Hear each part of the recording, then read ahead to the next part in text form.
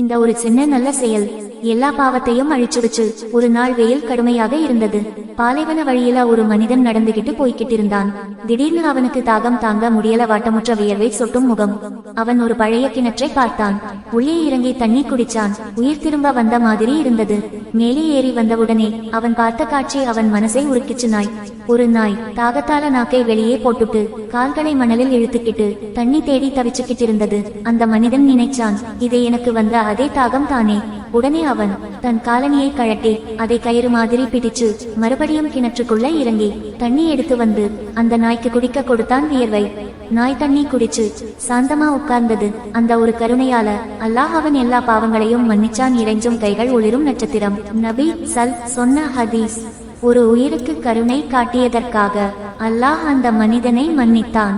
சஹீஹ் புகாரி, முஸ்லிம். இந்த ஹதீஸ் உங்களுக்கு என்ன சொல்லுது? கமெண்ட் பண்ணுங்க. அஸ்ஸலாமு அலைக்கும்.